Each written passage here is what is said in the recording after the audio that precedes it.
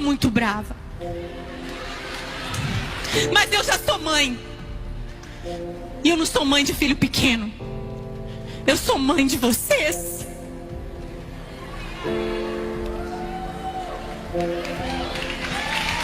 Eu sou mãe da casa! Se você quer ficar por dentro de tudo o que acontece no meio gospel, se inscreva agora em nosso canal, ative o sininho para receber todas as notificações e se prepare porque o vídeo já vai começar.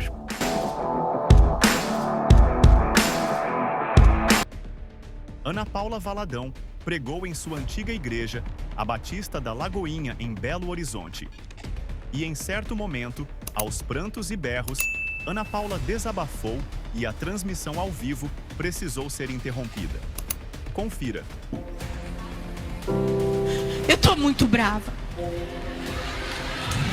Mas eu já sou mãe.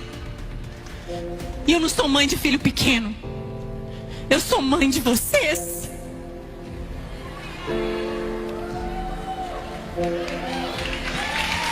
Eu sou mãe da casa! Eu sou mãe dessa cidade! Eu sou mãe dessa nação! Tem um baú de tesouro que eu enterrei aqui! De óleo caro! De perfume precioso! Tem as minhas cinzas aqui queimadas! Eu desafio qualquer pessoa que me questione! Porque eu carrego essas marcas! O que é que estão fazendo com essa geração? Em entrevista a Israel Nascimento, o advogado e membro da Lagoinha Mariel Marra explicou os motivos dessa confusão envolvendo o processo de André Valadão, presidente da Lagoinha Global, contra seu cunhado, Felipe Valadão, que é pastor na Igreja Lagoinha Niterói, no Rio de Janeiro. Veja. As igrejas que optam por fazer parte da Lagoinha Global, obviamente, elas precisam seguir as direções da Lagoinha Global. É o que nós chamamos aqui de DNA, é o DNA da Lagoinha. O que é o DNA? A identidade visual, é a forma de executar determinado ministério, a quantidade de ministérios, é um certo padrão organizacional. Quem é contra isso, talvez não entenda que em cada casa tem um padrão. Na minha casa tem um padrão, na sua tem um padrão, tem regras, né? Se alguém opta em fazer parte da Lagoinha Global, tem que seguir as regras daquela casa. Eu, por exemplo, Israel, se eu for na sua casa, eu acredito que eu não vou poder chegar aí colocando o pé em cima da mesa, nem pulando com o sapato em cima da sua cama. Tem regra, né? Eu chego na sua casa, eu tenho que seguir as regras da sua casa. Se eu for hospedado na sua casa, eu vou ter regra para sair, ter regra para chegar, né, para entrar. Então, todo lugar tem regra. E na Igreja Batista da Lagoinha, nós temos uma regra, e nós chamamos isso de DNA.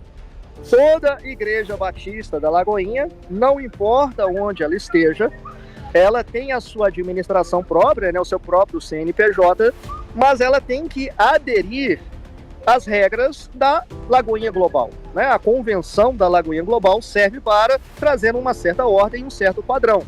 Agora, um ponto curioso, as Lagoinhas no Rio, essa regional, ela sempre foi um ponto de interrogação dentro da administração da Igreja Batista da Lagoinha. Por quê? Porque sempre, desde o início, eles tiveram uma identidade visual própria. Eles faziam coisas que não tinham em outras lagoinhas. Era uma liberdade, era um privilégio, vou chamar de privilégio, porque outras lagoinhas não tinham esse privilégio. Era um privilégio que somente o Felipe Valadão tinha. Se um pastor lá do interior de Minas quisesse fazer coisas diferentes que não tinham em outras lagoinhas, ele não poderia. Agora, o Felipe Valadão sempre pôde.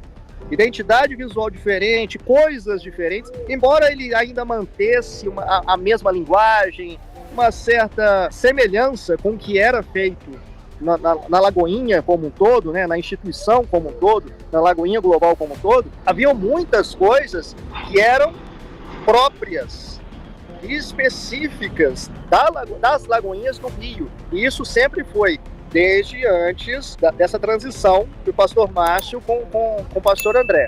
O que se poderia fazer? Tinha a bênção no pastor Márcio, e isso realmente na contestação, conforme a gente viu, né, na contestação, isso é verdade. O pastor Márcio sempre abençoou Lagoinha, Niterói, as Lagoinhas no Rio, e deixava ser dessa forma, porque conforme eu falei, o pastor Márcio sempre foi muito conciliador.